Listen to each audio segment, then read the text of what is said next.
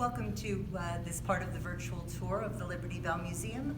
This is our replica of a Conestoga wagon. This is an 18th century model. The Conestoga wagon was first built in the Conestoga Valley in Pennsylvania, which is about 100 miles west of here. They started building them in the 1750s. Now, this is a much smaller model than the average size wagon. A full-size Conestoga wagon would be nearly twice this size. They ranged from 18 to 20 feet long, 4 feet across, and about that high. They were a little further off the ground than this. A full-size wagon weighed about 3,000 pounds empty and could carry up to another 8,000 pounds of cargo. So that was about 11,000 pounds that the horses were pulling. And yes, this ran on horsepower. 2 horses for a light load, 4 for a medium, and 6 for a full load. Now, this wagon has plenty of features. Going to start up here at the top. These lanterns at the front of the wagon, these are the headlights. They help you see the road. This down here is where the hitching was attached, so you could hitch the horses to the wagon. This is the brake handle. If you push this forward, the rod attached to the handle is attached to this wooden pad. And when you push the handle forward, the brake comes and stops the back wheels. There's one on the other side as well. Of course, while you're doing this, you have to pull the reins at the same time to stop the horses, because if you stop the wagon and don't stop the horses, that could be bad.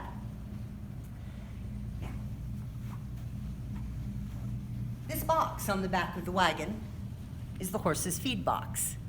This is how you fed the horses. There is a metal groove on the bottom of the box. You lift the box up, fit the groove over the back of the wagon, and the box stays there. Then you fill the box with oats and hay, maybe a nice apple or carrot. The horses have their lunch. Then when it's empty,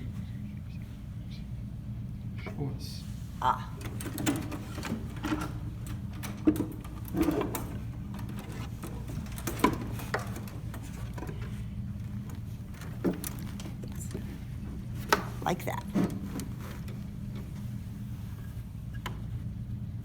And the horses were quite tall enough to get up there and eat their lunch. And then when you were done, you just put it back down, hitched the horses back to the wagon, and went on your way.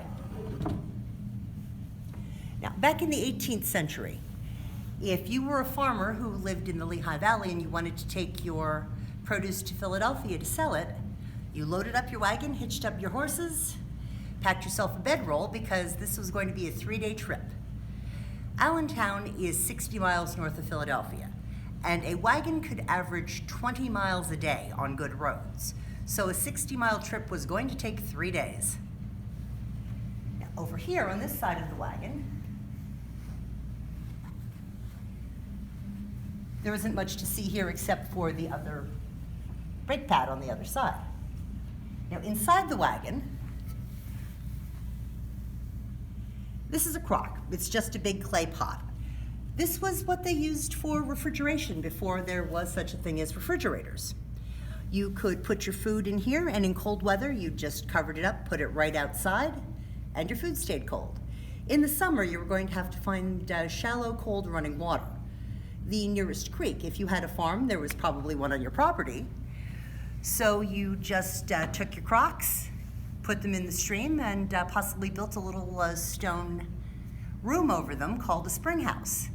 And that was your refrigeration for the 18th century. Yes, I pulled this out.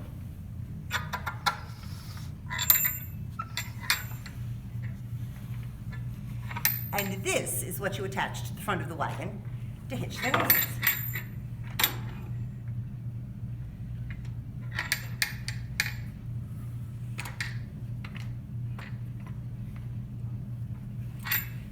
And this is how the local farmers transported all of their goods.